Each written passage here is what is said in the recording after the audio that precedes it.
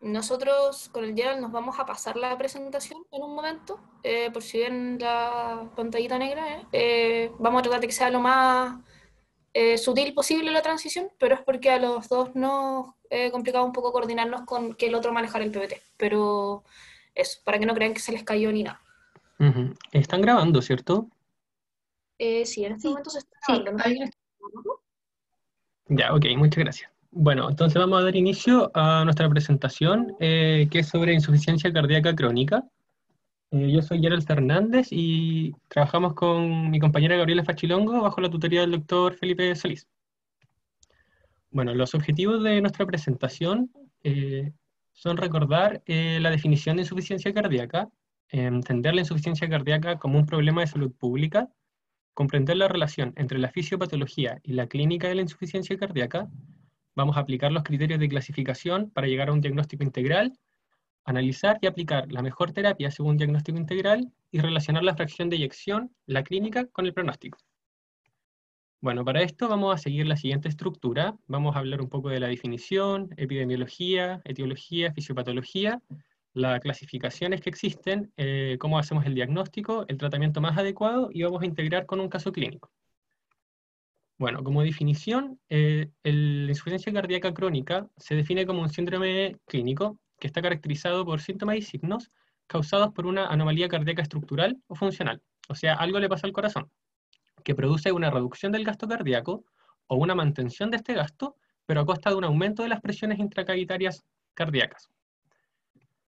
Entonces, como epidemiología queremos destacar que la insuficiencia cardíaca es un problema de salud pública, ya principalmente por la prevalencia, ya que en edades generales tiene una prevalencia entre un 2 y un 3%, pero puede llegar a niveles mucho más altos, como un 10% en personas sobre los 70 años. Esto es importante debido a que debemos considerar que la población chilena está en envejecimiento, por lo tanto la prevalencia de esta enfermedad va a aumentar. Queremos decir también que tiene una alta carga en la mortalidad, con un mal pronóstico, debido a que tiene solo una sobrevida del 50% a los 5 años del diagnóstico, y durante la estadía hospitalaria puede alcanzar mortalidades de hasta un 20%. Entonces es bastante importante que comprendamos el tratamiento para evitar que los pacientes se hospitalicen. Em, Otra cosa acá importante es que representa un alto gasto en salud, ¿ya? Y tiene una alta tasa de hospitalización, ¿ya? Es la primera causa de hospitalización en el servicio de medicina en mayores de 65 años. Y significa una baja en la calidad de vida, ya no solamente porque esta patología causa altos síntomas que bajan la calidad de vida, sino que además se asocia a múltiples morbilidades, como puede ser la hipertensión arterial, la insuficiencia renal crónica, enfermedades pulmonares como el EPOC, diabetes mellitus, ansiedad y depresión. Entonces, sobre esta patología dijimos que había algo que le pasaba al corazón, ya que hacía que empezara a funcionar malito. Entonces, dentro de todas las cosas que le pueden pasar, son toda esta lista que está acá, queremos destacar las más prevalentes, que son la enfermedad coronaria, la hipertensión arterial y las enfermedades valvulares, ¿ya? En este sentido, queremos destacar la cardiopatía hipertensiva, ya que se lleva la mayor como carga de etiología, seguida por la enfermedad coronaria con un 32%. No obstante, estas dos patologías podríamos decir que casi comparten el primer lugar, ya que la sobrevida de la enfermedad coronaria ha ido en aumento, por lo tanto, este valor va a ir aumentando, quizá en algún momento lo supera. Em, Tenemos también la enfermedad valvular y la miocardiopatía dilatada, pero estas ya son menos comunes. Ahora vamos a hablar un poco sobre la fisiopatología de la insuficiencia cardíaca, y como dijimos, se caracterizaba por tener una disminución en el gasto cardíaco o una mantención de este gasto al subir la presión de las cavidades ventriculares. Entonces nos gustaría recordar que el gasto cardíaco hace referencia a la frecuencia cardíaca por el volumen de eyección, ¿ya? Por lo tanto, queremos repasar dos conceptos. Tenemos por un lado la precarga. La precarga hacía referencia a la cantidad de sangre que está disponible para ser inyectada por el ventrículo, ¿ya? Y también se asocia al grado de distensión de las fibras miocárdicas. Por otro lado, perdón, tenemos la poscarga, que hace referencia a la resistencia que debe vencer la sangre para salir del ventrículo. Ya está muy asociada a la resistencia vascular periférica. En este sentido tenemos la ley de Frank-Starling, que lo que hace básicamente es relacionar la precarga con el volumen eyectivo. En este gráfico podemos ver en este eje el volumen de eyección, y en el eje de abajo el volumen de final de diástole, es decir, la precarga. Y acá observamos una relación, que a menor precarga va a haber menor volumen de eyección, y a medida que la precarga va aumentando, la capacidad del ventrículo de contraerse y de excretar la sangre o eyectarla va aumentando. Entonces, eso es bastante importante para comprender la fisiopatología.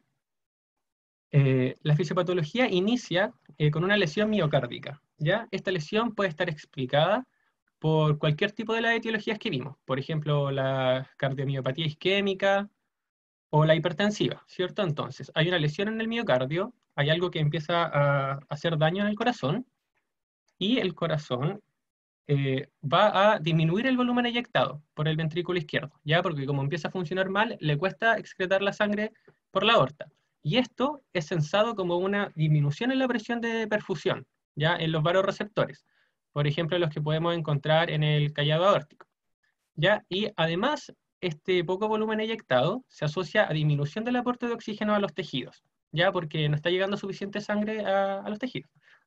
Por lo tanto, aparecen síntomas anterógrados, como puede ser, por ejemplo, la fatiga o la cianosis, ¿ya? Lo importante acá es mencionar que esta disminución de la presión es sensada y se activan mecanismos neurohormonales y de inflamación para tratar de mantener el gasto cardíaco, ¿cierto? Entonces, dijimos que el gasto cardíaco dependía de la frecuencia cardíaca y del volumen de eyección. Entonces, cualquier cosa que yo aumente, va a aumentar el gasto cardíaco. Y en ese sentido, los mecanismos de compensación se clasifican en estos grupos. Tenemos activación del sistema nervioso simpático, activación del sistema renina-angiotensina-aldosterona, activación de la ADH y activación de la endotelina, ¿ya? Entonces, vamos a ir uno por uno. El sistema nervioso simpático se va a caracterizar por aumentar la frecuencia cardíaca, o sea, el cronotropismo, aumentando el gasto cardíaco, además genera vasoconstricción, ¿ya? Y además genera mayor capacidad como contráctil, inotropismo. Sobre el sistema renina-angiotensina-aldosterona, se caracteriza por generar también vasoconstricción, por generar un aumento de la aldosterona y en consecuencia en el riñón se reabsorbe mayor sodio y mayor agua. ¿Ya? La ADH se caracteriza por aumentar la absorción de agua libre y la endotelina por generar vasoconstricción. ¿Ya?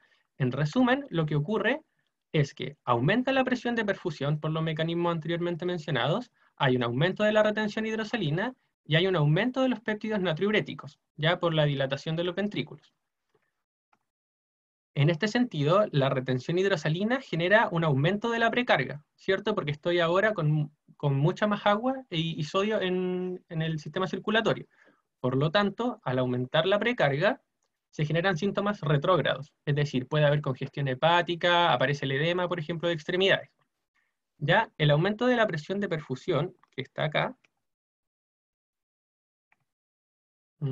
se me quedó pegado.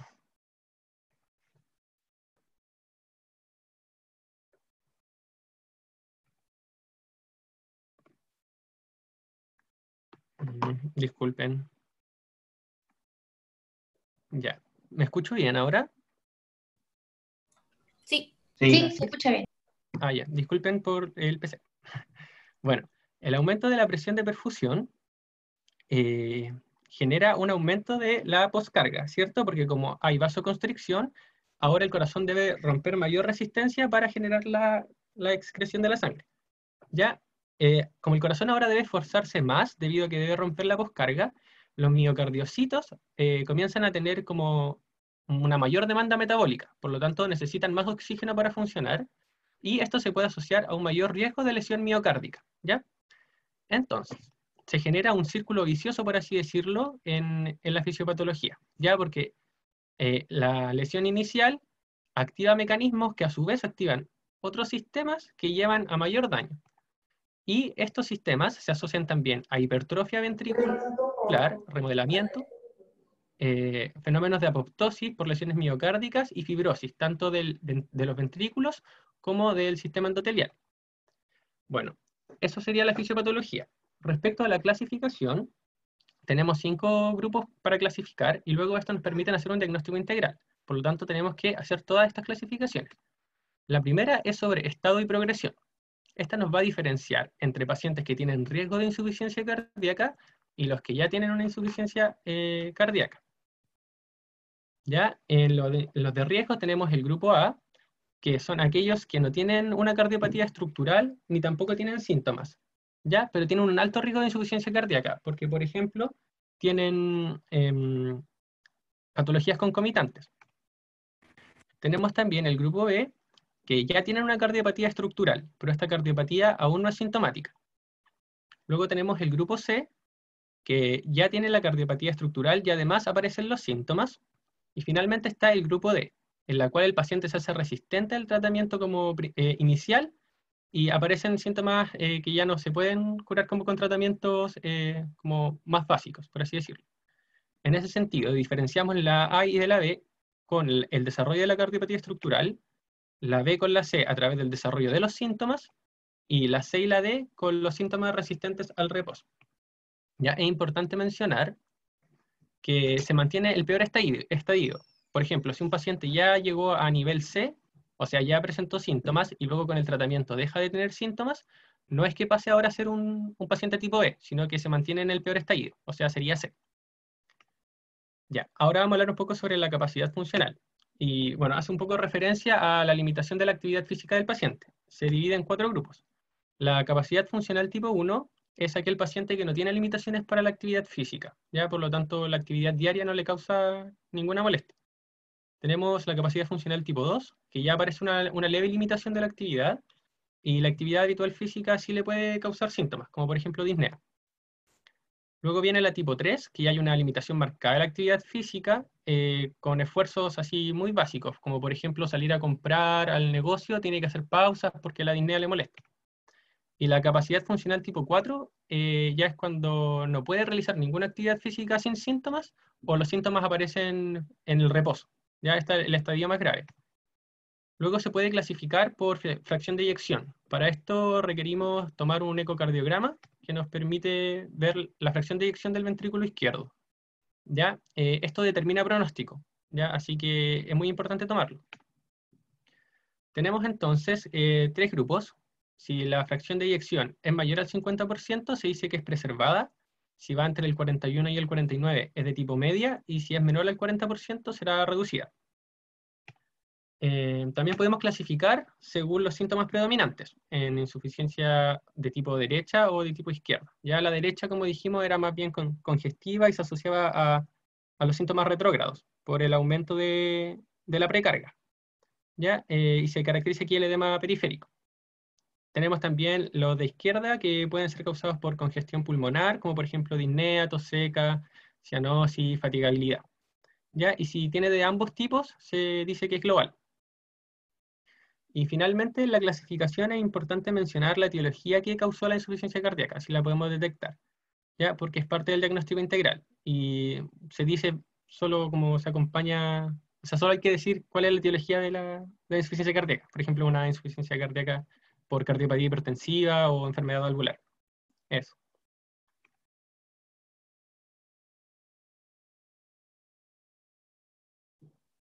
Bueno, ahora va a presentar la Gaby para que ella pueda tener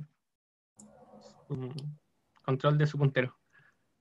Ven mi pantalla, ¿cierto? Eh, ¿Alguien que me conteste, por favor? Sí, Sí, se ve. sí, se ve. Bueno, y ahora que sabemos entonces cómo vamos a clasificar la insuficiencia cardíaca según estos distintos como tipos de clasificación, hablemos sobre el diagnóstico. Vamos a iniciar el proceso de diagnóstico con la sospecha de la insuficiencia cardíaca. Y vamos a dividir este proceso en 4 pasos fundamentalmente. El primero va a ser la evaluación de los signos y síntomas que presenta la persona. Es una evaluación que fundamentalmente se hace a través de anamnesis y examen físico y vamos a ocupar unos criterios que se llaman criterios de Framingham y los vamos a revisar un poquitito más adelante. En segundo lugar, tenemos un estudio inicial con exámenes que va a ser con electrocardiograma, radiografía de tórax y un laboratorio básico. Y luego de eso tenemos 2 posibilidades. O vamos a tener dudas sobre el diagnóstico, no nos va a quedar tan claro, vamos a creer que en verdad sí tiene signos y síntomas, pero no son suficientes para los criterios, o los exámenes no nos dicen nada como muy seguro, o vamos a estar bastante seguros, o sea, va a ser probable o de frente vamos a estar seguros, y eso sería la otra posibilidad. En el caso de que lo dudemos, para empezar, tenemos que evaluar otros diagnósticos, si se nos podría haber pasado algo, si hay algún antecedente que no hayamos considerado, que apunta a otra patología, o también se puede, y se debería, tomar péptidos natriuréticos, pedir péptidos natriuréticos, que después vamos a hablar un poco más de eso. Pero el Gerard lo mencionó y son moléculas que aparecen ante la dilatación de los ventrículos. Y si el diagnóstico es probable, podemos iniciar tratamiento, evaluando siempre los criterios de hospitalización, y vamos a controlar a esa persona con ecocardiograma, tanto si se hospitaliza como si se trata de forma ambulatoria. Los asteriscos rosaditos que ustedes ven por aquí corresponden a la realización de un ecocardiograma si es que este estuviese disponible, que ese sería como el momento ideal para tomar. Entonces, en el paso 1, en la evaluación de signos y síntomas, tenemos que saber que hay 3 presentaciones clínicas de la insuficiencia cardíaca crónica. La podemos encontrar como un síndrome de intolerancia al ejercicio, una persona que tiene disnea generalmente ante cantidades variables de esfuerzo, un síndrome edematoso, que sería por síndromes, o sea, por síntomas congestivos, principalmente edema de extremidad inferior, o una disfunción ventricular asintomática, que como dice es asintomática. Y en la evaluación de la historia clínica y el examen físico, en la historia los antecedentes van a ser muy importantes y los que en realidad más nos van a interesar, a pesar de que todos son importantes por supuesto, son antecedentes que tengan relación con patología cardíaca y además de eso, hipertensión arterial, diabetes, principalmente tipo 2, y hábitos tipo tabaco, alcohol, drogas. Y por supuesto antecedentes familiares que también tengan relación con patología cardíaca. Dentro de los síntomas se va a caracterizar principalmente porque la persona va a relatar disnea, que puede ser ortopnea y o disnea paroxística nocturna. Esa disnea va a ser ante esfuerzos que van a variar de paciente en paciente dependiendo de la progresión de la enfermedad y de su capacidad funcional, como mencionó Gerald. Van a presentar probablemente tos, fatiga y edema de extremidad inferior. Y en el examen físico podemos tener 2 tipos como de signos, los que apuntan a una insuficiencia del lado izquierdo y los que apuntan a insuficiencia del lado derecho. Los de insuficiencia del lado izquierdo van a ser principalmente anterógrados, los que Gerald mencionaba, cianosis periférica, disminución del llene capilar, o sea, aumento del tiempo del llene capilar, y también se va a poder ocultar el tercer ruido cardíaco, que puede o no presentarse como, sentirse como un galope. Y por el lado derecho van a ser principalmente signos de congestión sistémica. Hepatomegalia, hepatosplenomegalia, edema extremidad inferior, ingurgitación yugular. De acá, en realidad, además de saber reconocerlo clínicamente y saber evaluar los signos y los parámetros clínicos, igual es muy importante tener en mente los antecedentes porque nos van a permitir encontrar a las personas en estadio A o B. Y eso en realidad es muy importante, porque las personas que están en los estadios de progresión A o B todavía no tienen insuficiencia cardíaca. Y queremos tratar de encontrar a esas personas antes de que la tengan. Los criterios de esta persona, Framingham, se dividen en 2, los mayores y menores, y en realidad es evaluarlos, la mayoría son clínicos, hay algunos que son imaginológicos o de laboratorio, y necesitamos 2 mayores o 1 mayor y 2 menores para hacer el diagnóstico clínico. En realidad es bueno saber que existen para consultarlos, evidentemente no aprendérselos. Pasando a los exámenes complementarios, tenemos en primer lugar un laboratorio básico, como obligatorio entre comillas, que se debe hacer a todos estos pacientes donde nosotros sospechemos o tengamos el diagnóstico clínico de insuficiencia cardíaca. Son parámetros que en realidad, o sea, son exámenes que nos van a dar una idea respecto a la progresión de la enfermedad o del pronóstico si es que salen alterados. Hay algunos que son más normales, por así decirlo, que puede ser que una persona que se presente con síntomas congestivos tenga una elevación leve de las transaminasas, y eso respondería a la congestión, probablemente si es que no tiene indicio de ninguna patología hepática, y otros que nos podrían como apuntar, por ejemplo, al comienzo de una falla renal. Por eso es muy importante tenerlos en cuenta. En casos específicos, este cuadrito gris sería que se sospeche alguna patología concomitante o haya riesgo de alguna de ellas, como para evaluarlos, pero es en casos puntuales. El laboratorio en general se hace el que está en colorcito verde. También es importante pedir un electrocardiograma. Va a haber ciertos patrones que van a ser compatibles con una insuficiencia cardíaca crónica. No la confirman, pero no la descartan. Hay algunos que probablemente sean más frecuentes de encontrar, como por ejemplo una hipertrofia ventricular. Por su lado, la radiografía de tórax es muy útil porque nos va a ayudar a evaluar una posible cardiomegalia con el índice cardiotorácico aumentado sobre 0,5 y podríamos también ver congestión venosa pulmonar o un derrame pleural. Y el último examen que es bastante útil es el ecocardiograma, que está en otro color porque en realidad es de otro nivel de complejidad, pero siempre que se cuente con él, en realidad es bueno porque nos permite saber otras cosas que vamos a revisar en un momento. Bueno, la mayoría de ustedes probablemente ya sabe calcular el índice cardiotorácico, pero no hace daño repasarlo. Y es importante considerar el diámetro máximo derecho, el diámetro máximo izquierdo y el diámetro interno torácico. Entonces, estos dos tendrían que ser sumados más de la mitad que este. En este caso tenemos un ejemplo. Tenemos el derecho, que es ese. Le puse como eso en los bordes para que se note bien dónde termina. Ese sería el izquierdo y este sería el interno torácico, ¿cierto? Entonces, si los ponemos en una línea, a mí me la tapa la cosita para compartir pantalla, pero ustedes lo ven. Vemos que la suma supera la mitad del diámetro interno torácico, por lo que aquí sí habría un índice cardiotorácico aumentado. ¿Sí? Y bueno, el ecocardiograma es útil porque nos permite evaluar el funcionamiento y la estructura del corazón. Nos da la fracción de eyección ventricular izquierda, nos permite saber la morfología del ventrículo izquierdo y cualquier otra anomalía estructural, dilatación o hipertrofia de alguna cavidad. Muy importante en este tipo de pacientes. Aquí la imagen del ecocardio en realidad era como para que pudiéramos ver que efectivamente permite evaluar morfología, o sea, se ve bastante claro cuáles son las cavidades. Este es un ecocardio normal, pero para que tuviéramos claro que en realidad es el mejor examen para esto, y más encima nos da la fracción de eyección ventricular, que es muy importante en esta patología.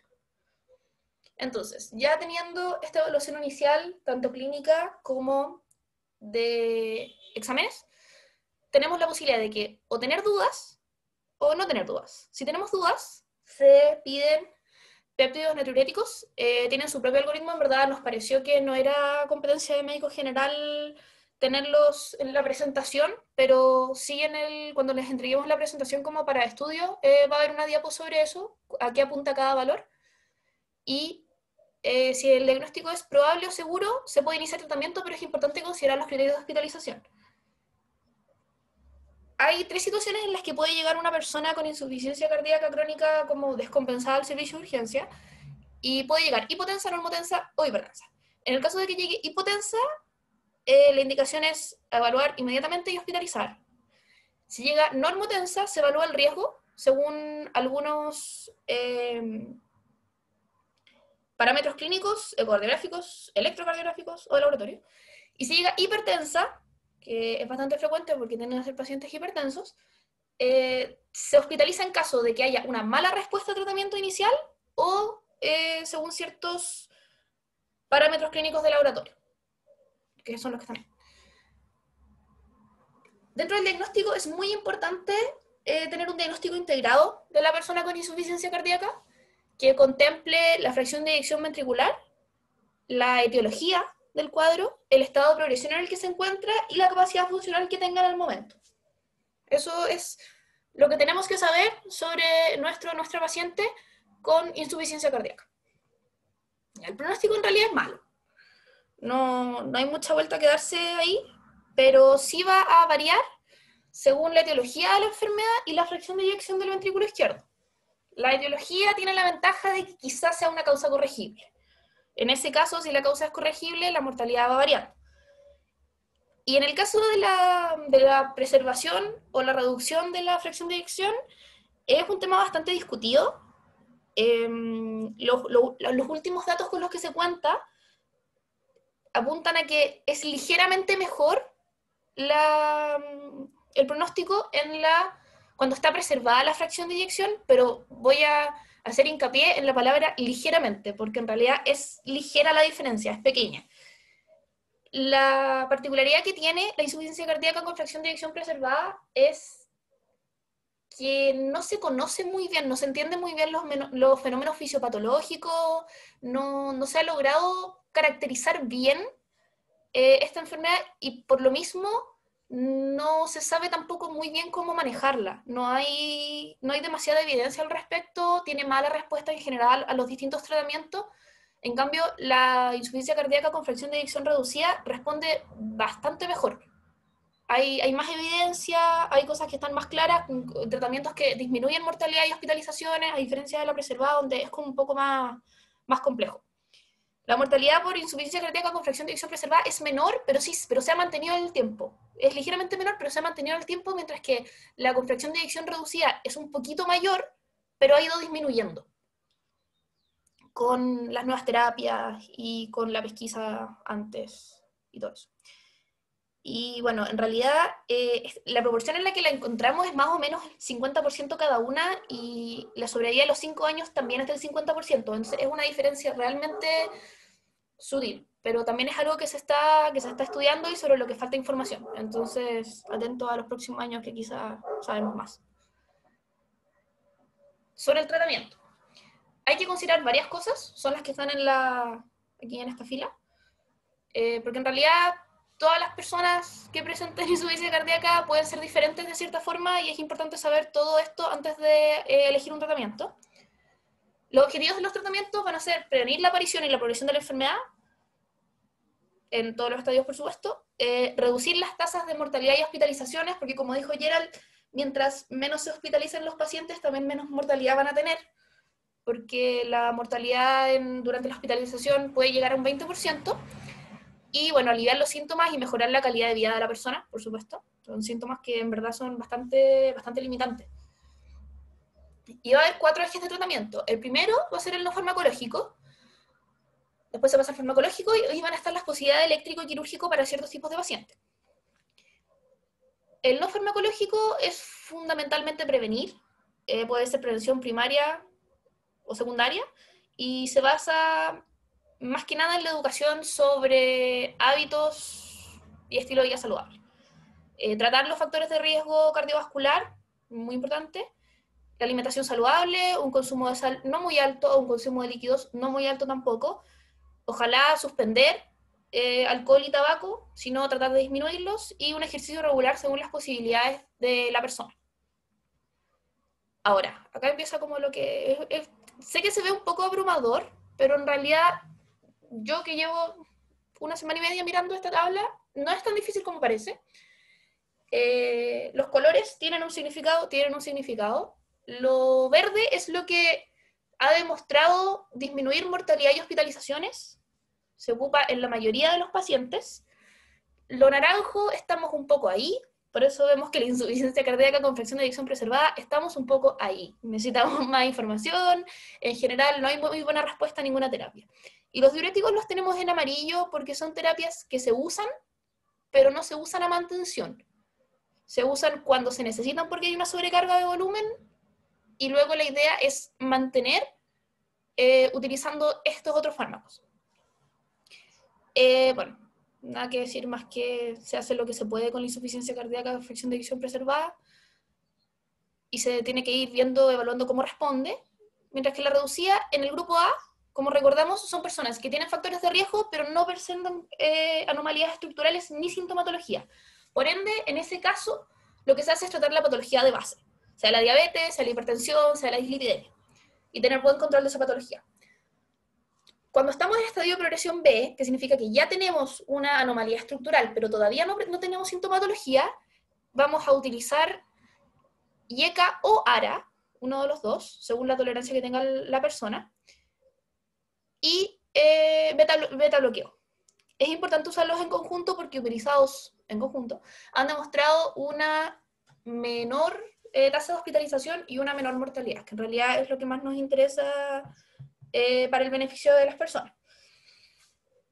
Los YECA o los ARA van a contribuir a la disminución de la poscarga y van a incluso revertir la remodelación ventricular. En realidad son un muy buen fármaco para estos pacientes.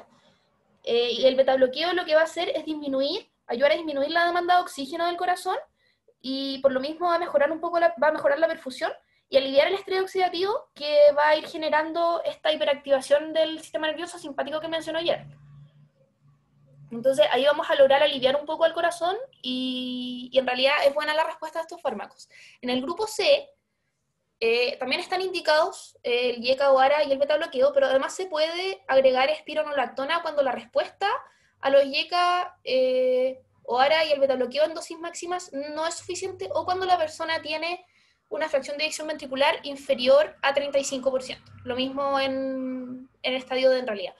Lo malo del estadio D es que el estadio D tiene una respuesta, puede tener una respuesta pobre a estos fármacos. Es como recordamos, puede ser resistente a tratamiento y requiere intervenciones especializadas en muchos casos, cirugía u otro tipo de cosas. Entonces, a pesar de que está la indicación, no siempre va a tener tan buena respuesta. Y bueno, como mencionamos, los diuréticos son para deshacernos de la sobrecarga de volumen cuando está presente. También hay tratamiento que es más de especialista, pero en realidad es importante saber que existe. Por su parte, la hidralazina, isosolvive, se pueden considerar cuando hay contraindicación de IECA o ARA en los pacientes en estadio C o cuando hay mala tolerancia a IECA y ARA en los pacientes tipo D. La ivabradina se puede utilizar en lugar de betabloqueo cuando los pacientes no toleraran betabloqueo. O cuando estén utilizando una dosis muy alta de betabloqueo y en realidad sigan manteniendo sintomatología y una frecuencia cardíaca constante mayor a 70 latidos por minuto. En el caso de la digoxina, está indicado cuando haya fibrilación auricular y también se podría considerar como último recurso en pacientes con insuficiencia cardíaca que tengan ritmo sinusal, pero que persistan sintomáticos. No es lo ideal. Y bueno, por último, esta que está muy en verde y se ve muy bonita y en realidad sería fantástico indicarla, es la combinación de sacubitril-valsartán. El valsartán es un ARA2 y el sacubitril es un inhibidor de la neprilicina. Hay bastante buena respuesta a este fármaco, lo malo es que es muy caro. Así caro, 50.000 pesos la caja. Entonces es bueno como saber que existe, pero considerar que no va a estar al alcance de la mayoría de los pacientes y en realidad sabemos que los tipos C podemos dar YECA hora 2 y beta bloqueo y va a tener una buena respuesta. Entonces, en realidad, aunque sea bueno, no recetarlo si es que no están las posibilidades de los pacientes. Y bueno, los últimos tipos de tratamiento serían el eléctrico. Su objetivo en realidad es prevenir la muerte súbita, que es una causa frecuente de muerte en personas con insuficiencia cardíaca crónica. Estar en tratamiento con YECA hora 2 y beta bloqueo implica tener menos eventos de muerte súbita, como menos riesgo de muerte súbita, pero estos pacientes en general tienen riesgo de muerte súbita. Pero este tratamiento se le da como opción a personas que tengan insuficiencia cardíaca con fracción de eyección reducida, que estén en una terapia adecuada y cuya expectativa de sobrevida sea mayor a un año. Tienen que tener fracción de eyección ventricular menor a 35%. Y hay dos opciones. La primera es el desfibrilador automático implantable, o DAI, y la segunda es la terapia de resincronización cardíaca. El DAI va a estar indicado para personas con capacidad funcional un poquitito mejor, más jóvenes, que pueden tener arritmias, y se utiliza como prevención primaria o secundaria en caso de que ya se haya muerto una vez la persona que haya revivido.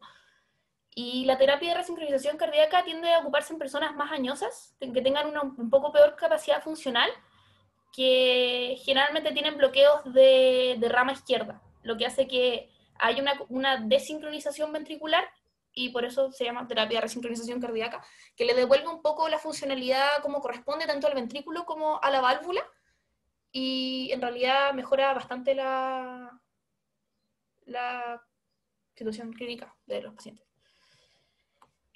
Y bueno, por el lado quirúrgico va a depender en realidad de la etiología, pero el único tratamiento definitivo sería el trasplante, que hay ciertas características con las que la persona tiene que cumplir para poder optar a un trasplante.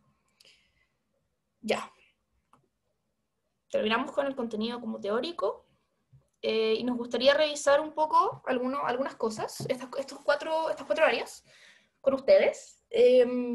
Sería bueno revisar las dudas antes de esto, porque estas son preguntas como del Zoom, entonces para que no entren con dudas a la parte de las preguntas. Yo ahora recién voy a abrir el chat, que no sé dónde está, no lo veo, no lo alcanzo. Ahí. Ya, ¿hay alguna pregunta? ¿Dudas? Algo así. ¿O lanzamos las preguntas del Zoom, simplemente?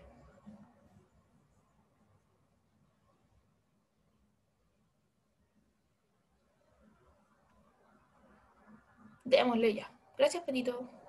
Bueno, démosle con las Ahí salió una pregunta, creo. Sí. Eh, Principalmente disfunción renal.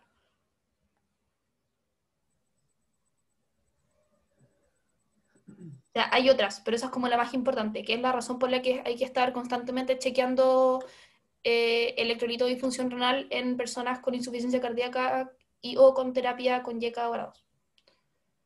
Para acotar a eso también, entiendan que el pilar, se está hablando de la reducida, generalmente son IECA hora 2, beta bloqueo y en algunos casos, quizá la mayoría de esos que están reducidos, una espironolactona. Ya ese es el pilar que ustedes tienen que manejar porque son pastillas que ustedes tienen que saber las dosis, saben los RAM, ¿ya? De los cuales dentro del IECA, el ARA2 o el aspiro está la hipercalemia y qué sé yo. ¿Ya?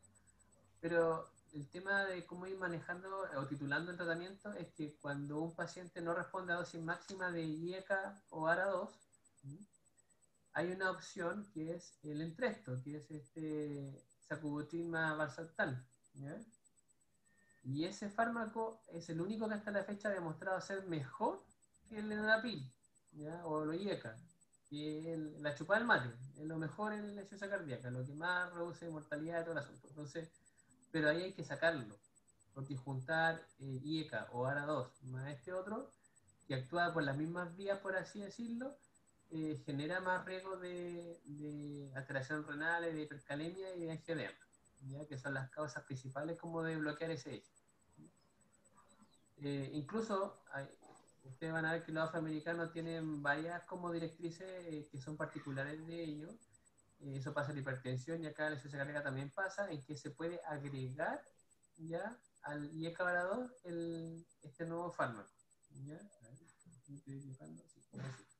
¿Ya?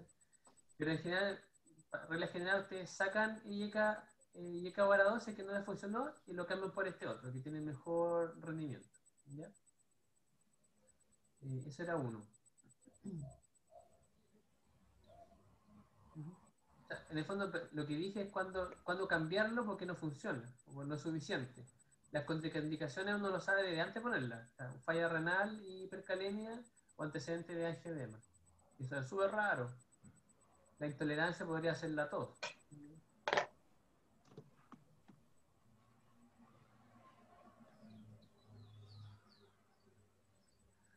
Ya, otra cosa que creo que tengan claro, cuando el corazón empieza, bueno, cuando la insuficiencia cardíaca empieza a generar círculos viciosos, inicialmente todos tienen un propósito de mejorar lo que está pasando. ¿Ya? El corazón por algún motivo, por un infarto, por una arritmia, por una hipertrofia, puede ser más duro en su relajación, todo eso, genera menor gasto cardíaco. El sistema, todos los sistemas que están pesquisando el gasto cardíaco, por ejemplo, los barroreceptores de la carótida y del arco aórtico, o los receptores a nivel glomerular del BEC efectivo, van a empezar a actuar y a retener más sodio, a hacer más vasoconstricción para en el fondo mantener flujos a órganos vitales. ¿Ya? Quizá no es tan extremo como lo que pasa en un shock en una urgencia, pero sí son pequeñas ajustes que va haciendo el cuerpo con un propósito de lograr mejorar. Pero todo eso finalmente no es bueno, a largo plazo es deleterio y es un círculo vicioso que llega finalmente a la insuficiencia cardíaca muy avanzada y la muerte por eso. Así que entiendan que los mecanismos son compensatorios, porque compensan cosas, pero a la larga no son buenos. Y lo que nosotros hacemos con el tratamiento es eliminar o bloquear esos círculos viciosos o esos mecanismos de compensación.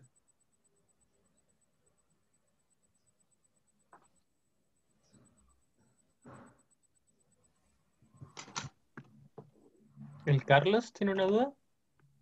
La Gatola, Hola. Ay, perdón. Ah, no sé, solo vi el Carlos, disculpen. que la Gatola manifestó que tenía una duda por el chat un poquito antes. Antes Ok. que- No, pero ¿qué preguntas Carlos?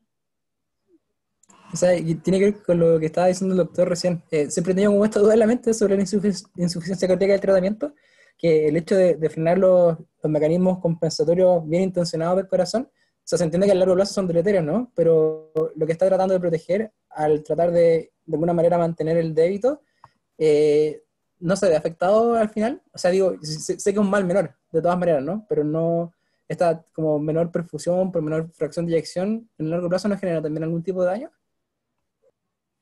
a ver, una cosa es una cosa hidráulica, que el corazón y todos los sistemas tratan de mantener algo hidráulico, pero en esas cosas hidráulicas hay cosas hormonales. O sea, el riñón retiene sal, el sistema simpático vasocontrae periférico, genera resistencia, el corazón late más rápido, con más fuerza, se llena más con la retención de sal porque hay más precarga, ¿ya? El corazón distendido con la ley de Franz-Stein tiene mejores rendimientos biológicos, ¿ya? No solamente que simplemente se distiende más y eso genera mayor volumen, sino que realmente se contrae más fuerte, con más rapidez, con una propiedad biológica de las fibras musculares del corazón, ¿ya?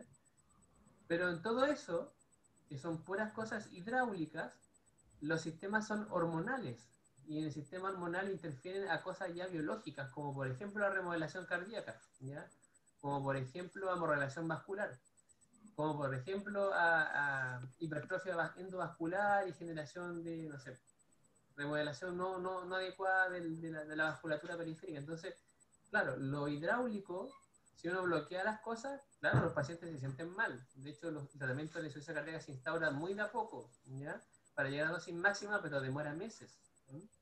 ¿Por qué? Porque uno lo va potenciando, tiene que como que todo tiene que reacomodarse, son varios sistemas en paralelo que están interfiriendo unos con otros, y uno lo está cortando de a poquitito por todos lados.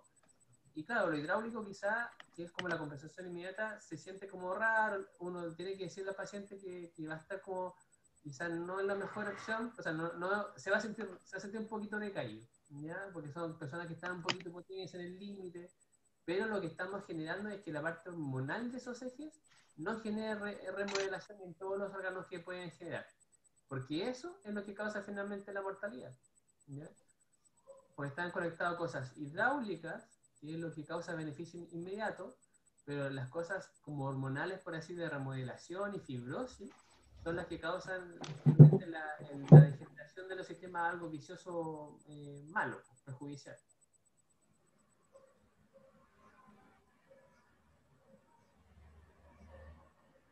Gracias. De nada.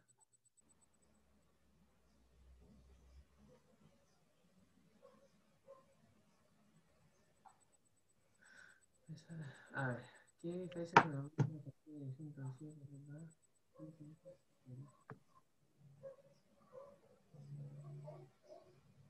daño en la reducción? Con respecto a la diferencia entre la preservada y reducida, primero el concepto es que sepan que la gente que tiene la función conservada no es que esté muy bien, porque a los 5 años se muere la mitad.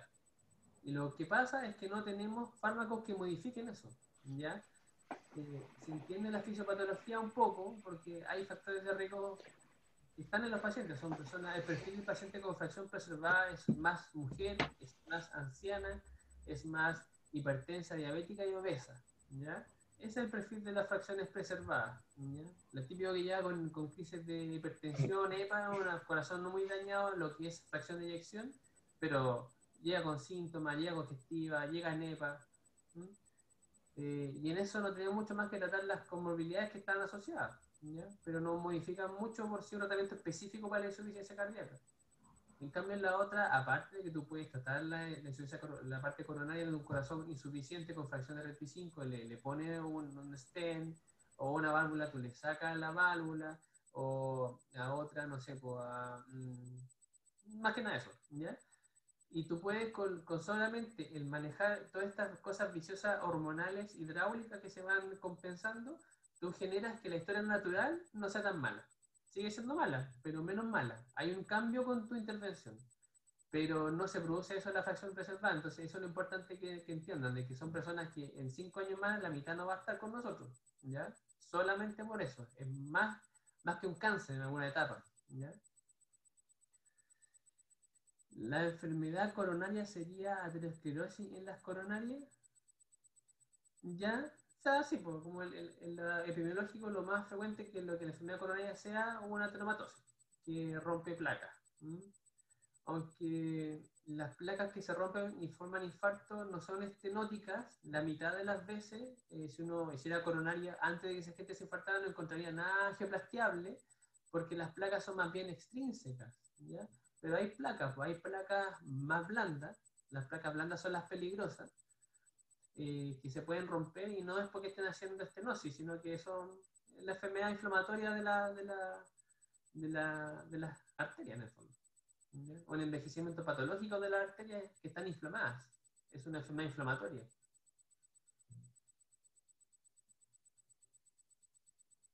¿Sí?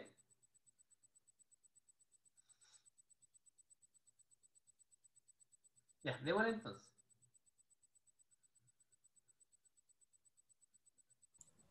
Ya, démosle con las preguntas entonces. Va a haber una pregunta por cada uno de estos temas para que como que aprovechemos de integrarlos un poquito más antes de pasar al caso.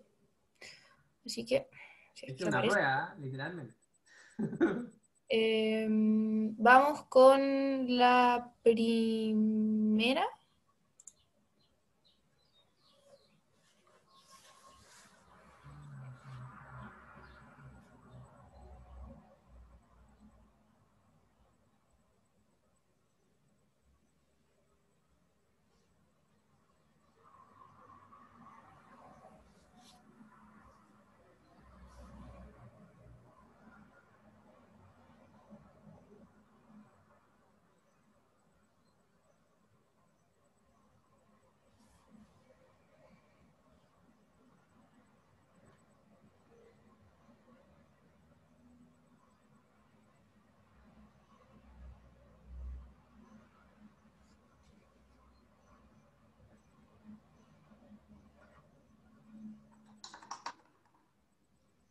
¿Ya?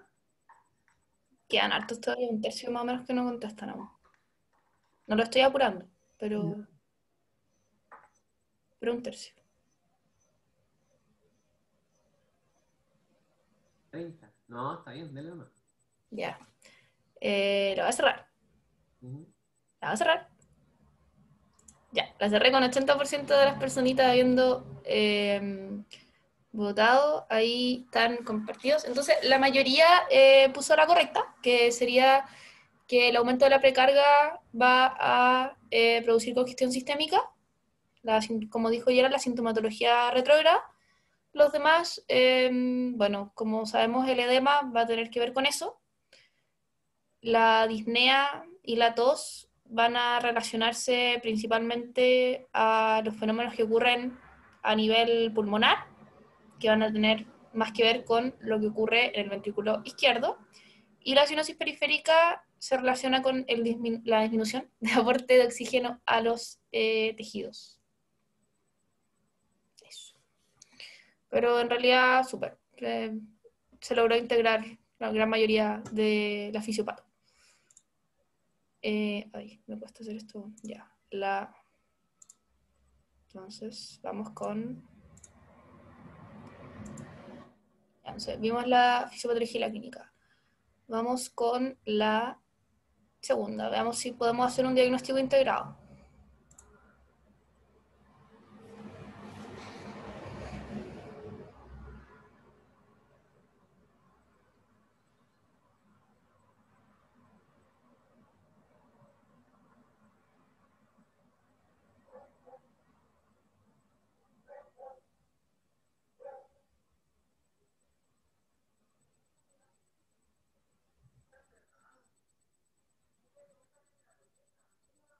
¿Qué es lo que es E?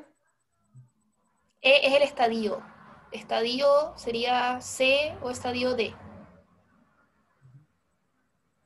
CF es la capacidad funcional.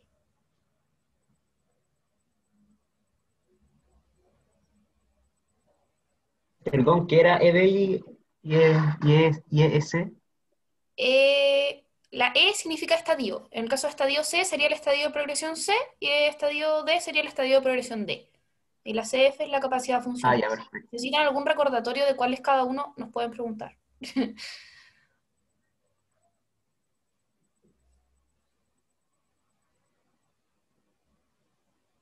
Está difícil, parece.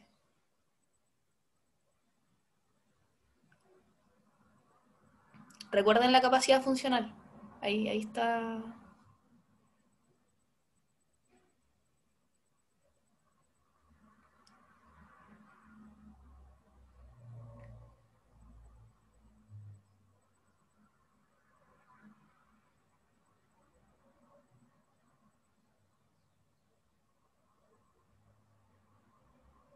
¿Cuántos van? Van 34. Estamos. ¿Estamos? Ya. Ahí votó el 80, eso quería, el 80%, ya. Ahí se cerró y bueno, veámoslo parte por parte. ¿Les tinca? Tenemos a una paciente que tiene el antecedente de diabetes tipo 2, hipertensión y una valvulopatía mitral, que tiene intolerancia absoluta al ejercicio y presenta disnea ante esfuerzos mínimos. Y su reacción de adicción es de 35%. Entonces, abordémoslo como van las alternativas. Tenemos primero que decidir si es con fracción de adicción preservada o reducida. El público en general se lanzó con reducida y el público en general tiene razón, porque es menor a 40, ¿cierto? Así que en ese caso tendríamos las tres alternativas del medio. Tenemos la opción de que la etiología sea valvular o hipertensiva. En realidad puede haber mucha gente con hipertensión que no tenga la insuficiencia cardíaca por culpa de la hipertensión. En este caso, esta persona, esta señora, voy a decir señora porque asumo que no es muy joven, tiene una valvulopatía mitral, entonces la etiología sería valvular. Y que en este caso la primera y la segunda mayoría dijeron valvular, así que iríamos bien. Y tenemos que presenta intolerancia absoluta al ejercicio, con disnea ante esfuerzos mínimos. ¿Se acuerdan qué capacidad funcional era esa? Quiero pensar que igual se acuerdan, porque si yo sumo estos dos que eran CF4, sí dio más de la mitad. Pero sí, efectivamente el 50% sí creía que era capacidad funcional 4 y efectivamente es capacidad funcional 4. O sea, es una persona que se puede mover para peinarse y ya va a estar con disnea. Y bueno, el estadio para una persona con capacidad funcional 4 y que más encima tiene una valvulopatía es estadio D porque requiere intervención especializada y presenta disnea ante esfuerzos muy, muy, muy pequeños. Así que la correcta en este caso era reducida de etiología valvular, estadio D con capacidad funcional 4. ¿Sí? ¿Estamos? ¿Alguien le quedó alguna duda de por qué es esa? Yo, Gaby, tengo una duda. Dale, Nati. Más que la alternativa, así como discutir la alternativa, me queda la duda de cómo saber efectivamente la causa, como la etiología, si es valvular o hipertensiva, porque como en este caso la paciente tenía ambas, o sea, hay como, ¿de qué manera puedo estar segura 100% de cuál es la etiología en este caso de su insuficiencia cardíaca? No sé si el doctor después va a querer complementar esto, pero yo creo que en realidad como solo con esta frase no hay ninguna posibilidad de estar como segura, porque necesitaríamos como tener un ecocardio en realidad, pero nosotros lo apuntamos a que hay mucha gente que tiene hipertensión que no tiene insuficiencia cardíaca, pero la valvulopatía es algo que ya igual es más grave, como que no sé si se entiende el concepto. No porque la persona tenga hipertensión, la etiología de su insuficiencia cardíaca va a ser necesariamente hipertensiva. Ya, bacán. Gracias, Gaby, sí me queda claro. La etapa 4 es disnea en reposo o como esfuerzos muy, muy, muy mínimos. ¿Doctor? Sí, con respecto a la pregunta, primero manera es como, claro, tendrías que saber todo el antecedente clínico de si esa hipertensión es bien controlada o no. Si es una persona que tiene presión controlada, la verdad es que la hipertensión no está jugando un rol importante. Pero también habría que ver si esa valvulopatía es muy severa o no, y qué tipo de valvulopatía es. Si es insuficiencia, estenosis, es una enfermedad que incluye ambas, ¿ya? Y lo más seguro en ese caso, y por la edad que tiene, a lo mejor puede ser reumática, ¿sí? Como lo más frecuente encontrar todavía esas personas que tienen ese daño secular de la fiebre reumática. Con respecto a la capacidad funcional, bueno, uno es que puede hacer esfuerzo más subir escalera rápidamente, jugar a la pelota. La dos es que no se nota, porque tú caminas y vas a comprar y hacer algo normal, pero tampoco es tanto esfuerzo. El 3 es que tú ya empiezas a sentir síntomas con cosas más leves, ¿ya? Pero decir que hasta el mínimo esfuerzo, eso es casi como reposo, ¿ya? La verdad es como, yo me tiraría por la capacidad funcional 4 con eso. ¿Sí? Pero claro, es un detalle en realidad. El estadio C, claro, si uno promueve si uno pone una valvulopatía, ¿ya? O cualquier otra enfermedad que requiera una intervención posterior, significa que no va a andar con los fármacos, ¿ya? Lo más seguro es que esa persona que yo le ponga todos los fármacos, que sea súper como cuadrado con la clase, lo más seguro que no va a andar, pues si ya está pésimo, ¿ya? Y lo más seguro es que requiera o capaz que ya estamos tarde incluso en generar algún cambio con la cirugía valvular, ¿ya? Yo no pensaría que simplemente yo no pensaría que con un remedio se tendría que mejorar esa capacidad funcional.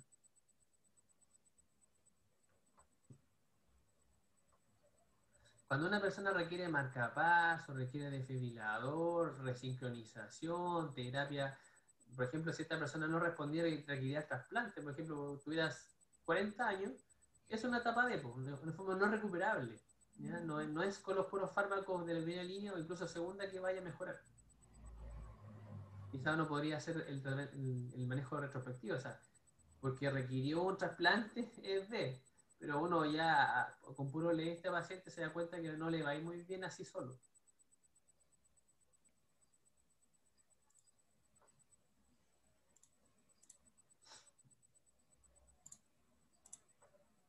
Ya, ¿les tengo que pasar a la tercera? ¿Quedó claro? ¿Alguna otra duda respecto a esa?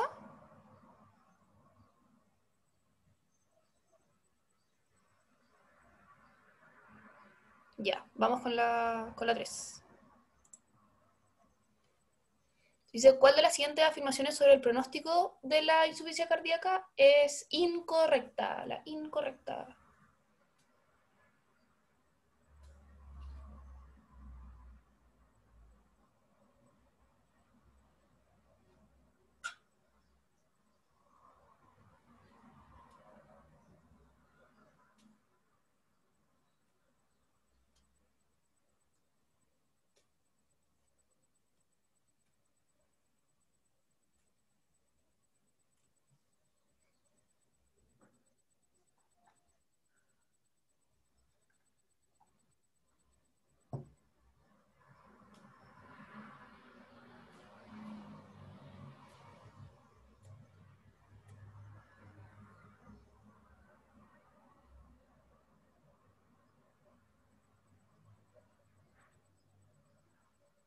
Ya, votó el 75, así que la voy a cerrar.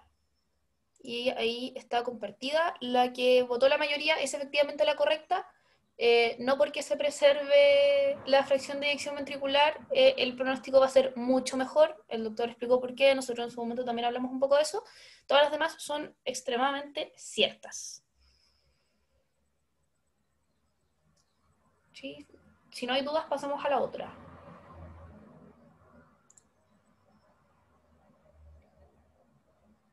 Ya, y vamos por la última, que es un poquito, estas son más cortitas.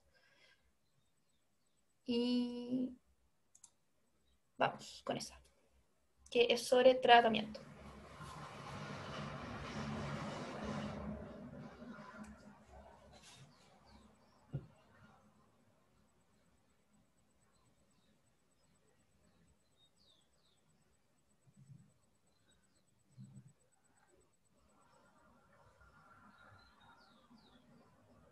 por si a alguien le queda la duda, BB es beta bloqueo.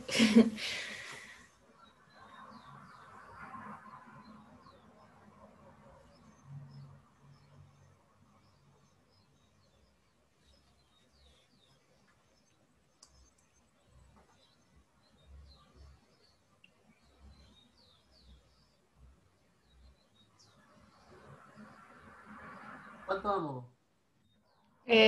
Con 60%. Démosle. Ya. Llegando al minuto también se cierra y efectivamente la que la mayoría marcó es la correcta. ¿Por qué? Porque estaría indicado, bueno, como primera razón, porque estaría indicado el beta bloqueo en estos pacientes y también porque como si pensamos en un tratamiento de mantención a largo plazo sin beta bloqueo, más encima con un diurético de asa que si se mantiene a largo plazo, no, en realidad no es lo ideal. Son cuando las personas se encuentran con sobrecarga de volumen, sintomáticas, y luego se suspenden, cuando se recupera el peso seco. ¿Todo claro también en esa? Voy a asumir que sí si nadie me contesta. Ok, sí, asumo que sí. Bacán. Muchas gracias. Entonces, vamos habiendo repasado estos 4 ejes muy importantes, vamos al caso clínico. Le hacemos un resumen en realidad del abordaje de cómo vamos a enfrentar una sospecha de discio crónica. Primero evaluamos signos y síntomas, anamnesis, examen físico. Se hace un estudio que va a ser hemograma, electro, un laboratorio básico y ecocardio si se cuenta con él, sería ideal. Lograr un diagnóstico integrado, luego pasar un tratamiento inicial y es pega de médico general hacerle seguimiento completo a estos pacientes. Así que hay que saber cuándo controlarlo y qué es lo importante a la hora de controlar. ¿Sí me quedó pegado esto? Ah, no, no se me quedó pegado. Ya. ¿Me escucho bien, cierto? Sí, súper. Ya, genial. Bueno, ahora vamos a ver el caso clínico. MJQ es una paciente de sexo femenino de 73 años de edad con antecedente de diabetes mellitus no insulino requirente en tratamiento con metformina 850 miligramos día, hipertensión arterial en tratamiento con enalapril 20 miligramos día, pero nos dice que tiene una mala adherencia al fármaco, no sabemos por qué. Consulta en la unidad de emergencia por un cuadro de aparición insidiosa de 5 días de evolución, caracterizado por aumento de su tos, que es seca, edema bimaliolar y disnea, que limita la actividad física habitual. Ya nos cuenta que tiene que hacer muchas pausas cuando va a comprar para el negocio, que está a 2 cuadras de su casa. Al interrogatorio dirigido, relata ortopnea de 4 almohadas y episodios de disnea paroxística nocturna hace alrededor de 6 meses.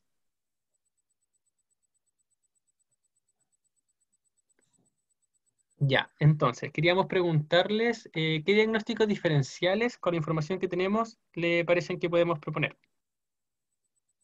Si pueden decir por el chat o por voz. Pon el caso para que lo lean de nuevo por si acaso. Ya.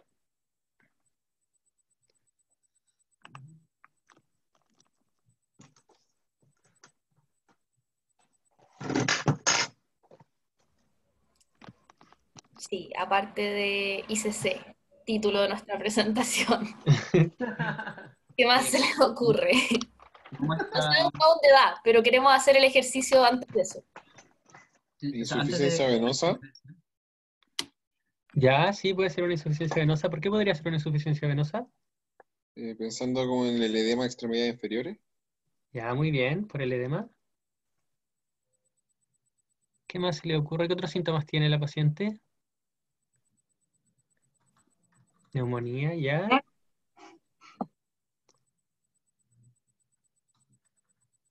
Un edema agudo.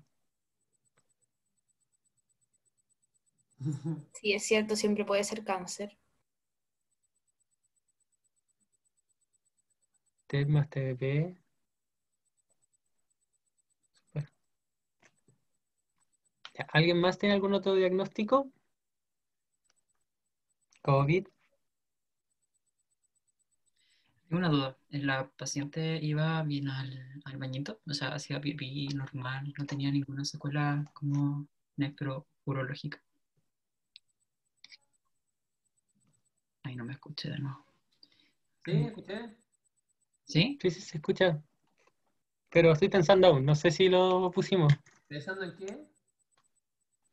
Yo, me pregunta a mí, pregunta al Gerald. Sí, pues, ¿por qué? Pues, ¿por qué quiere hacer esa pregunta? Porque el edema o la salida del líquido que podría estar, el líquido hacia el extracelular, podría estar causado también por disminución en las proteínas, como la albúmina, en un síndrome nefrótico, también preguntarle, no sé, alteraciones, eh, o sea, pensando en la diuresis me preguntaba por una nefropatía diabética que estuviera perdiendo proteínas y eso estuviera haciendo que saliera el líquido desde el intravascular hacia el extravascular y generar este edema.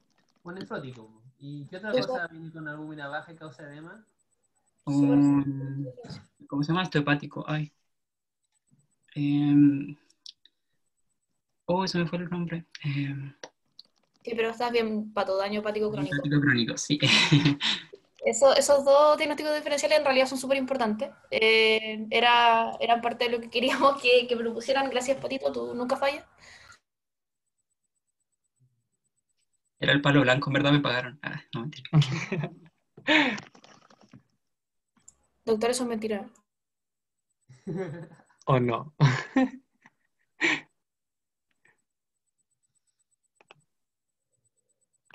Ya, bueno, entonces, como nos contaron, habían tres ejes principales en los que podíamos basar el diagnóstico diferencial. Tenemos por un lado la disnea, el estado congestivo o el edema, y también pensamos quizá en algún estado hiperdinamico. Ya, sobre la disnea, Gaby, si me expandes, claro, salieron algunos de los que dijeron ustedes, como la probabilidad de EPO, edemas pulmonares, cardiogénico, neumopatías agudas, neumotórax. Ya, sobre el estado congestivo, salieron otros diagnósticos, principalmente el síndrome edematoso, como puede ser, por ejemplo, mixedema, linfangitis, dijeron, síndrome nefrótico, insuficiencia renal crónica, insuficiencia hepática, ¿ya? Por la hipoalbuminemia que pueden tener estos pacientes, caída de la presión osmótica y pierden agua al intersticio. Estados hiperdinámicos también, podría ser que esta paciente tenga un hipertiroidismo, tenga anemia, esté cursando una infección, esté con fiebre o tenga un cuadro de ansiedad, ¿ya? Entonces, seguimos. En este sentido, queremos recordar que no toda disnea crónica es una insuficiencia cardíaca, ¿ya? Porque como vimos, los diagnósticos diferenciales podían haber otras cosas, pero en este caso sí la paciente tiene una insuficiencia cardíaca, como dijo el Diego. ¿Qué te preguntarían para saber si esa disnea es de insuficiencia cardíaca? Esa pregunta es para el curso o para nosotros, Para los ponentes. para los exponentes. Perfecto, sí. Pucha, doctor, lo escucho muy mal, pero sí, sí vi que, o sea, escuché que dijo que era para nosotros. En realidad, es importante caracterizar bien la disnea. O sea, en realidad es importante hacer una muy buena anamnesis y un examen físico como muy detallado, muy concienzudo, y caracterizar en realidad... Tres preguntas que usted haría al tiro, así, para decir esto es por insuficiencia cardíaca. No, no le entendí. Si tiene disnea paroxística nocturna, ¿Cómo lo preguntaría?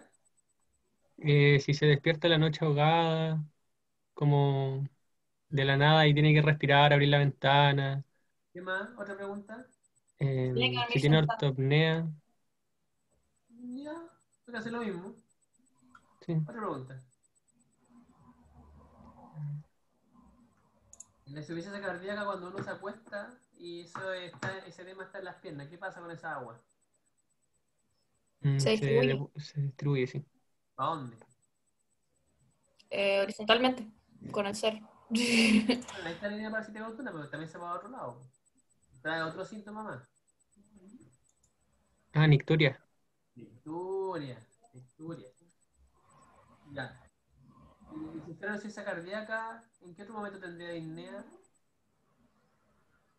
¿Qué le preguntarían a la persona para saber si tiene otro tipo de disnea?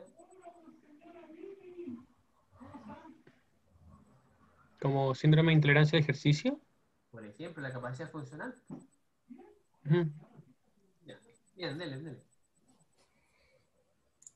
Ya, bueno, como decía el Gerald, en realidad lo importante como de ese proceso de diagnóstico diferencial era quedarse con que no toda disnea crónica es necesariamente una insuficiencia cardíaca, que es como quizás fácil saltar ese diagnóstico, pero por supuesto que en el caso clínico de insuficiencia cardíaca crónica, esta sí va a ser insuficiencia cardíaca.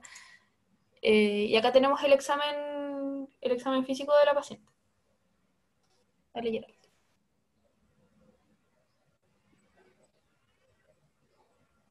Gerald. Gerald. Disculpa, tuve que ir a decirle a mi papá que hablara un poco más despacio. Ya estoy acá. ¿Qué pasó? Dale. Ah, disculpa, ya. Perdón. Ya, entonces a esta paciente le hicimos el examen físico, ¿cierto? Y encontramos todos estos elementos. En la evaluación general, la paciente estaba consciente, lúcida, orientada en tiempo y espacio, estaba hidratada, muy hidratada porque estaba hematosa, estaba bien perfundida y buenas condiciones generales en el reposo, ¿ya? En el ciclo vital tenía 37,1 grados Celsius, tenía una frecuencia respiratoria de 20, frecuencia cardíaca de 110, presión arterial de 170 con 110, o sea, estaba elevado y una saturación del 95%. En lo cardíaco encontramos irgurgitación yugular, reflujo hepatoyugular, presencia de R3 en la auscultación sin soplos, y el choque de la punta estaba desplazado hacia la izquierda, principalmente a la altura de la línea axilar anterior.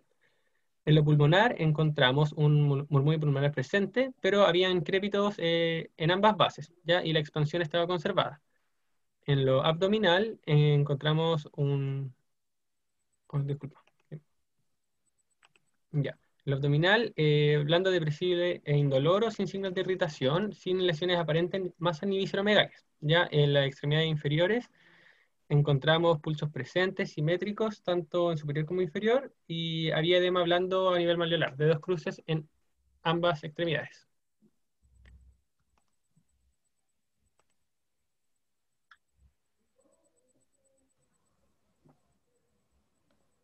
Ya, entonces, ¿qué más necesitamos en este caso? ¿Qué necesitamos saber? ¿Qué más le preguntarían?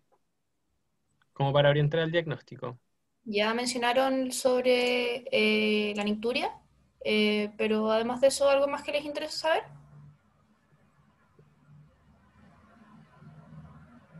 Que por cierto, sí tenía nicturia.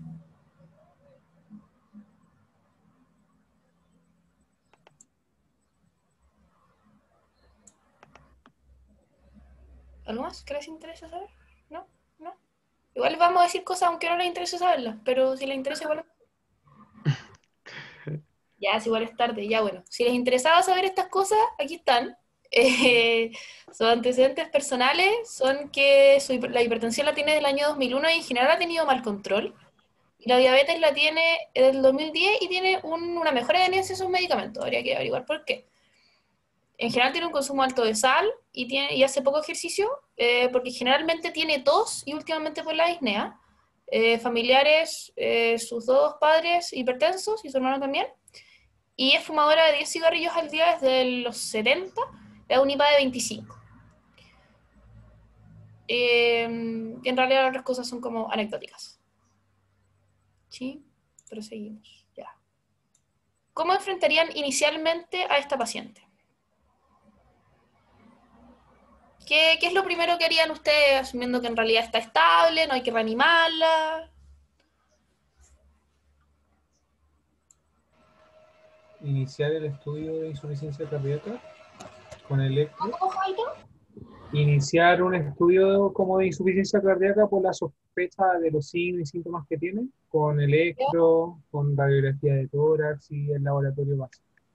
Ya, súper. En realidad como que me adelantaste una pregunta, pero en realidad dijiste como las Perdón. respuestas a las dos. La primera es efectivamente la evaluación de los signos y síntomas, que ya sabemos que en realidad tiene muchísimos, pero sí, sería como cotejarlos con los criterios, en realidad tiene bastantes. Por lo menos esos que nosotros sepamos, da harto más de 2 criterios mayores o de 1 y 2 menores, son bastantes. Entonces, efectivamente, como tú dijiste, tendríamos el diagnóstico clínico de insuficiencia cardíaca crónica. Entonces, ¿qué viene después? Lo otro que dijiste. ¿Y qué exámenes querías pedir? Electrocardiograma para evaluar a lo mejor signos, patrones que sugieran, como hipertrofia ventricular, que sugieran una insuficiencia cardíaca. Radiografía de tórax también para evaluar el índice cardiotorácico y a lo mejor un aumento de él. Laboratorio para descartar algunas complicaciones o algunos diagnósticos más diferenciales. Y a lo mejor ecocardio puede ser también, como para saber su fracción de eyección. 10 de 10, ¿qué quieres que te diga? Le hicimos caso a Javier y pedimos todo lo que quiso el Javier. y nos dieron todo esto, todo lo que está en verde, nos salió dentro de rangos normales, pero nos salió una elevación de entre 2 y 3 veces de las transaminasas. ¿Alguien tiene alguna idea de por qué puede haber pasado eso? ¿Esta señora tiene una patología hepática concomitante? Por la insuficiencia cardíaca derecha, que le está haciendo daño al propio hígado, quizás. Excelente. Tiene un hígado congestivo, por ende se puede ver un aumento sutil de las transaminasas en esa circunstancia. Se pidió la radiografía de tórax, y esta era la radiografía de tórax de la señora. Entonces, ¿qué es lo primero que les gustaría hacer con esta radiografía de tórax?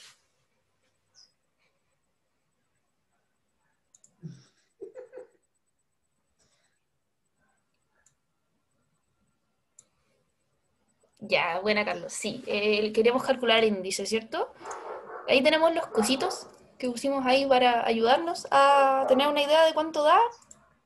Y efectivamente nos da alto, ¿cierto? Entonces, esta señora tendría un índice cardiotorácico aumentado. Bueno, que en realidad se ve bien grosero el tamaño del corazón. ¿Hay algo más que ustedes vean en esta radiografía que les llame la atención? ¿Tiene un derrame o no? Un derrame, pues, ¿dónde? Aquí en el base derecha. Ah, ya, sí, perfecto. Tiene un derrame. ¿Y qué más tiene? Un poquito más sutil en realidad. Infiltrado difuso hacia la base bilateral. Tiene un infiltrado difuso de la fase bilateral, tiene congestión venosa de la señora. Oye, gastaron un dineral con todo esto por blanco. Oye, pero Gerald. Sí, el derrame es de Photoshop, pero no había que decirlo en realidad. Que no encontramos una radiografía buena, así que lo hicimos con Photoshop, para que fuera más Muy entretenido. buena, muy buena. Pues no hay momento, ya. Y además, como Juanito quería pedir un electro, le pedimos un electro. Y el electro es este. Y como ya llevamos como 50 minutos presentando, vamos a tratar de irnos como al punto. Y es que hay como una onda, un QRS importante, ¿cierto? Se ve efectivamente, Carlos, signos de hipertrofia. Pero no podemos llegar a decir hay hipertrofia, porque alguien inventó números y reglas para esto. Entonces tenemos que sumar, pero como yo igual soy, como no somos tan malas personas, lo sumamos por ustedes y da 38 milímetros, lo que nos apunta a una hipertrofia ventricular izquierda, el terrible QRS. Y le pedimos un ecocardio porque nos encontrábamos en una situación muy pudiente y teníamos ecocardio disponible, y el ecocardio nos informó aumento de dimensiones del ventrículo izquierdo con una fracción de eyección ventricular del 38%. Todo lo más normaloide. Entonces, ¿quién se lanzaría con hacer un diagnóstico integrado? Con estos cuatro criterios en este paciente. Si se les olvida algún dato, nosotros se los podemos dar. ¿Alguien? Matías Soiza.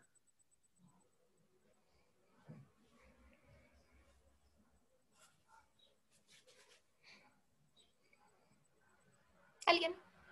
Por fin. Ya, a ver, ya lo primero es que sería con fracción de eyección del ventrículo izquierdo reducida porque era el 38%, o sea, menor del 40%. Segundo, la etiología por el mal control que tiene, uno podría pensar que era por una cardiopatía hipertensiva. Súper. Por el tema de la progresión, ya que ya tiene una alteración del corazón, sería tipo C. ¿Y por qué más, además de la alteración? Porque ya tiene síntomas. Entonces síntomas. ya sería una insuficiencia cardíaca. Tiene Y síntomas. con respecto a la capacidad funcional, ahí esa no me acuerdo muy bien, pero es 2 o 3. Ya, mira, ella, si alguien más quiere lanzarse con la capacidad funcional, ella mencionaba que es Era como 3. a la antigua, eso, de ir a comprar pan todos los días, y antes iba y volvía, pero como el rayo, y ahora tiene que hacer varias pausas, y son 2 cuadras. Así que sí, efectivamente es 3. Súper. Consulta. Podemos decir que es, o sea, como etiología hipertensiva, como porque ya se asume, porque el control, o sea, el mal control y todo eso, pero como que podría ponerse a lo mejor como en observación de etiología hipertensiva, o cómo se confirma el ecocardio que vemos, o vemos algo, o cómo se puede diagnosticar. Porque no hay otro diagnóstico diferencial de la etiología. Se hizo el ecocardio, no hay válvula, no es reumático, no es idiopático, no es una hipertrofia grosera que tiene ciertas características de ser idiopático. Te queda lo hipertensivo nomás, hipertrofia ventricular, así que concuerda. Claro, es una hipertrofia que responde como al mal control de la patología, como la remodelación ventricular que responde a eso. Como si fuese una persona como con muy, muy buen control, como mencionaba el doctor antes, de su hipertensión, que en realidad como que se nota que tiene como una hipertrofia que es como de otra causa, ahí podríamos como pensar en otra cosa, pero en el caso de ella es hipertensión. Podría pasar por todos los capítulos de un libro de cardiología. No tiene bloqueo, no tiene alteración segmentaria que puede ser isquémico, no tenía una FA que esté de respuesta ventricular rápida produciendo una taquicardiomiopatía, en el fondo hipoquinesia difusa porque está atontado el músculo tanto trabajar. O sea, son groseras las cosas que uno va a ver el ecocardio por lo menos y te dice que no hay nada de eso, nada reversible más que la hipertensión. Ya, gracias. Queda poquito. En verdad queda poco, lo juro. Ya, y tratamiento, que esta era la parte como fea, ¿cierto? Indaguemos motivo de la mala adherencia al tratamiento con yeca y la señora nos dice que desde cuando lo empezó a tomar, como que le daba tos y como que se los dejaba de tomar entre los controles y se le pasaba, pero cuando iba al control en realidad la convencían de que era buena idea empezar a tomar y no empezaba, pero después de un rato le daba todo y de nuevo paraba porque en verdad se sentía bien. Y eso. Entonces, ¿qué pasa? No podemos dejarle el yeca. Y recordando aquí, la señora está en, como bien dijeron, estadio de progresión C, así que tendríamos que considerar yeca o ARA, beta bloqueo y la posibilidad de espironolactona, si es que no se controlase con estos dos. Como sabemos que no le podemos dejar un yeca, tenemos que optar por un ARA 2, ¿cierto? Porque con yeca no andaba bien. Y beta bloqueo, por supuesto que sí, porque en conjunto funcionan excelente. Y la señora, recordemos que estaba con una sobrecarga de volumen. Entonces vamos a tener que deshacernos de ese volumen extra para averiguar cuál es su peso seco. Entonces, ¿queda claro por qué queremos dar estos tres? ¿Sí? Sí. Sí. Cambiamos el yeca y nos fuimos por un ARA 2, ¿cierto? Que tiene que ir acompañado de beta bloqueo porque estamos en estadio C, porque funcionan maravillosos juntos, porque nos encanta esta combinación. Pero además le vamos a dar un diurético porque está con sobrecarga de volumen y no podemos mandar a la señora haciendo agua a la casa. Entonces, cambiamos el enalapril por el losartán, que está con una dosis de mantención, porque en realidad, que no es la más alta, pero en realidad ella igual como que a veces estaba tomando enalapril, entonces podemos partir con eso. El beta bloqueo lo vamos a iniciar con una dosis súper pequeñita y lo vamos a ir aumentando de a poco hasta la máxima dosis tolerada. Y la diuresis la vamos a estimular con un diurético de asa porque la señora está muy sintomática y está con una capacidad funcional de 3.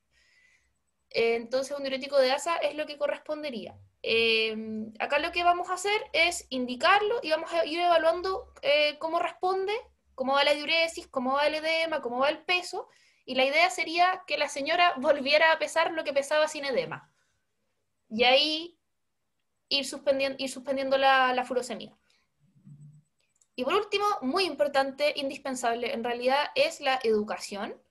Hay que educar a la persona sobre la toma de fármacos, la importancia, sobre las dosis, sobre cuándo como que no se automedique porque una vez se le haya dado furosemida, puede como tomar furosemida cada vez que como que se sienta mal. Es como cuáles son las indicaciones en realidad, y que tiene que mantener la terapia con ARA 2 y beta bloqueo. Los hábitos, la importancia del cambio de hábitos y del estilo de vida, y muy importante también la sintomatología ante la cual tiene que consultar en un futuro. Y respecto a la hospitalización, lo conversamos con el doctor y en verdad sentimos que como no tiene indicación según criterios de hospitalización de quedar hospitalizada, optamos por un tratamiento ambulatorio con control dentro de poco tiempo para ver cómo le va, porque en realidad no hay ninguna razón para dejarla hospitalizada en esta instancia. Está estable, no está desaturando, solo está con una sobrecarga de volumen y con la disnea, pero que se pueden... Ya no se va a obtener ningún beneficio en realidad de dejarla hospitalizada. Voy a abrir el chat, perdón, que se me cierra. Las razones para hospitalizar varían según cómo se presente la persona al servicio de urgencia, dependiendo de la tensión arterial en realidad. La hipotensión es hospitalizada siempre, la normotensión dependiendo del riesgo que tenía la persona, según varios parámetros clínicos y algunos de exámenes, y en el caso de ella que consultó hipertensa, si es que tenía muy mala respuesta de tratamiento o si tenía ciertos como criterios de laboratorio clínico. La furosemida, en realidad, no sé si te podría dar una cantidad de días, el doctor probablemente sabe más, pero sabemos que en realidad tiene que ser monitoreando peso y diuresis. Con respecto a hospitalizar, tendríamos que empezar a hablar de insuficiencia cardíaca aguda, que no es el objetivo de la clase. Eso lo van a ver en la FA cuando está descompensada. Van a haber criterios para hospitalizar o para iniciar un beta bloqueo o control del ritmo ambulatorio. Van a encontrar una hipertensión y crisis hipertensiva que van a hacer claudicar el corazón, va a estar hospitalizada. O sea, en resumen es como desaturación y compromiso hemodinámico, ya sea hipo o hiper. ¿Ya? De fondo tienen que pensar qué le ofrece el hospital. ¿Ya? Si hay una persona que a lo mejor tiene esta clínica, pero vive sola, abuelito, abuelita, no cacha nada, lo más seguro que usted quiere que se vaya a la casa bien, lo van a hospitalizar unos días. Están quizás en un hospital con poca ocupación de cama, qué sé yo. Pero si en realidad una persona que es clever, que tiene familia, red de apoyo, vive cerca, cacha todo, ya buena adherente, lo pueden controlar a la semana, a las 2 semanas, ustedes van viendo. La pregunta, la que seguía era, ¿cuánto tiempo da la furosemida? La furosemida te puede hacer orinar 1 litro más todos los días, pues, depende de la dosis. Pero generalmente estas personas tienen 5 o 10 litros más, pues, entonces va a ser de 1 a 2 semanas por lo menos para llegar. Acá que usamos endovenoso en el hospital, en 5 días tenemos 5 litros menos al tiro, ¿ya? Pero ahí podemos hacer fallas renales agudas, hipocalemia. Entonces la idea es que si el edema de esta persona y la disnea es tolerable, nosotros vamos a hacer un control dentro de la semana y otra semana. Es un paciente que usted tendrá que citar luego, ya sé que está así, porque esa persona, si ustedes no la controlan, en pocos días más va a estar suficientemente ahogada para estar hospitalizada. ¿Ya? Pero para manejar una furosemia, la idea es que usted inicie furosemia, por ejemplo, 1 cada 12, 1 cada 8, le digan al paciente que se pese, que recuerde más o menos cuál es el peso que tenía antes de empezar con todos estos síntomas, que seguramente se lo va a decir. Yo pesaba, no sé, pues 6 kilos más, qué sé yo. Vayan bajando de a poco, imagínense como el daño hepático, porque empiezan a decir cuántos litros al día, cuántos kilos al día, ni más ni menos, ¿ya? En general que en una semana a otra por lo menos baje 3, 4 kilos, más o menos, si es mucho el edema que tiene. Y con eso, cuando llegue a un peso en que no tenga muchos síntomas, que no tenga edema, ustedes van bajando la dosis. Media cada 12, 1 al día, media al día, y ya cuando lleguen quizás 2 semanas, 1 mes, y la persona se sienta bastante bien y diga, sí, yo pesaba como 70 kilos, ya no estoy pesando 78, ya saben que ahí tiene que quedarse. Prueben si lo pueden suspender. Hay gente que necesita permanentemente un poquito de furo, pero a veces solamente con mantener una buena cantidad de sal o sea, 0 sal en la dieta, andan bien. ¿Ya? Así que es un trabajo bastante interesante en la furosemia porque causa problemas, pueden hacer pueden ser injurias renales agudas, renales, pueden producir problemas electrolíticos. La idea es que sea transitorio su uso, solamente sintomático. Súper. Tiene que tener una pesa y tiene que tener el control con usted. Eso, sí. ¿Quedó claro? Voy a asumir que sí, a menos que alguien diga que no. Ya, asumí que sí. Y por último, nos pareció importante abordar el seguimiento, en realidad porque pues, no sirve olvidarse de la paciente una vez que ya se fue del servicio de urgencia. Y cuando se controla, mientras hay ajuste de dosis, está indicado que sea cada 2 semanas. Y dependiendo de la capacidad funcional, sería cuántos días cuando haya como estabilidad. Si estamos en una capacidad funcional 3 o 4, o con una fricción de eyección ventricular menor a 30, sería una vez al mes. Y si es una capacidad funcional 1 o 2, sería cada 3 o 6 meses. Esperamos que ella quede con una capacidad funcional 1 o 2 una vez el tratamiento esté en sus dosis óptimas. Eso es lo que esperamos para ella, así que a ella le correspondería control 3 a 6 meses una vez que esté el tratamiento en las dosis que corresponden. ¿Y qué es lo que se evalúa? En realidad, si ha tenido que consultar a unidad de emergencia, si es que ha tenido que hospitalizarse, cómo va los medicamentos, que no haya como autoprescripción de otras cosas que pueden ser perjudiciales, la capacidad funcional, controlar peso, signos vitales y ortostatismo, y ver cómo está su estado de compensación. En realidad, ir viendo si se está descompensando su patología o si está sufriendo algún efecto adverso de los medicamentos a través de hemograma, de la función renal y del electrolitos plasmáticos, porque ya sabemos cuáles pueden ser los riesgos de YK, ¿cierto? Y bueno, la parte de la educación en realidad, que tenga claro cuáles son los signos y síntomas ante los que tiene que consultar, que no normalice algo que puede ser una descompensación, la importancia de la adherencia al tratamiento de los controles y la importancia de los estilos de vida saludable, como por ejemplo el tema de la sal. Eso sería todo.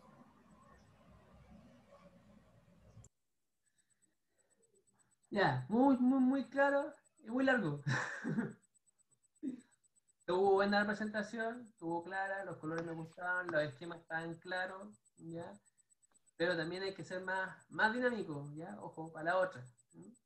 No hacer su última presentación, ¿ya? Y de lo buena que es, puede ser aún mejor en ese sentido, porque en general está buena, ¿ya?